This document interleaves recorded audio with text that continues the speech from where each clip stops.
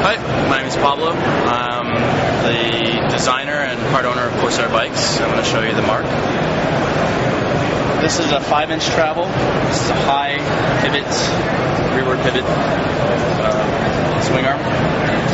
We're using our idler pulley. It's a floating idler pulley that's concentric to the pivot. So we use a load from the chain to create downforce on the swing arm when pedaling to counteract the bounce that you get from pedaling. So it's completely active when you're coasting, and even when you're pedaling, it'll still compress, but it'll pedal like a hardtail. The advantages of trying to get to this location is, for as little travel it has, is 5 inches working in a rearward axle path, which is similar to the axle path of the front fork. Next features are a jingle. We use our own headset, and I don't have the right to say what's the right hand angle, so I'm going to give you 3 degrees of choices there.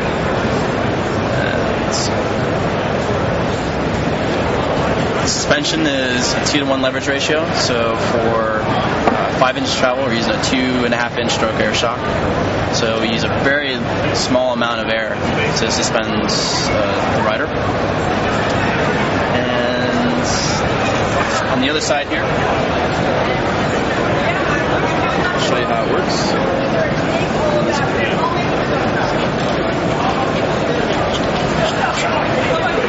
So we're getting that kind of back in the day,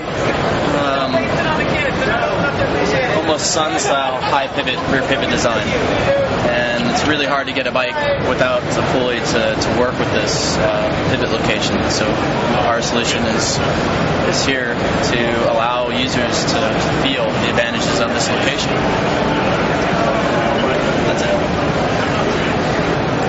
This is our production downhill bike. It's called the Crown, and we're going to be selling this all around the world.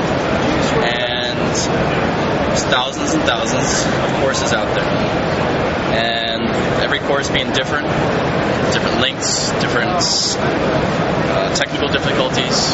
This is a platform for the racer to decide how to use this bike for those courses. So we get 3.5 degrees of head tube adjustment, 3 degrees at the head tube, and 0.5 degree at the shock mounts. You can use 1 or 2 shocks in the system. It's very important to know the difference, that it's not just a 2-shock bike. There's about, in my opinion, be about 20% of the courses on the planet that would really need to use the 2-shock system. So what we do, this is a platform for using current and future shock technology. We can use a 9.5 eye to eye, 3-inch stroke shock between this point and this point. With 3 inches stroke, we'll give you 170 mils, 200 mils of travel. These slots adjust leverage ratio. So, and then between this point and this point, you can use the up-and-coming 10.5-inch, 3.5-inch stroke shock, which will give you 200 mils, 230 by itself. You don't have to use the second shock for the system. Now, when you do choose to use the second shock system on a course that actually needs it, like Mount St. Anne or Vermont or Fort William level courses, all you have to do is place the shock inside, put the bolts through the shock mount. Actually, let's go backwards. When you don't want to use it, we take the shock out, we take the shock mount bolt, put it through a link with spacers, put it in. Now it's just a regular single pivot.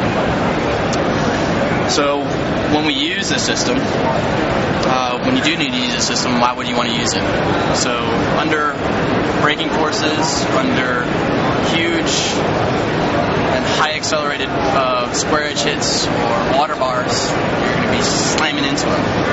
And just like a door, I can only suspend one direction of this swing arm. So when we have hits that are rearward, we're going to be transferring that power into the frame without it ever being suspended. So with this system, going through half the travel, we're able to suspend and use that energy to push you forward.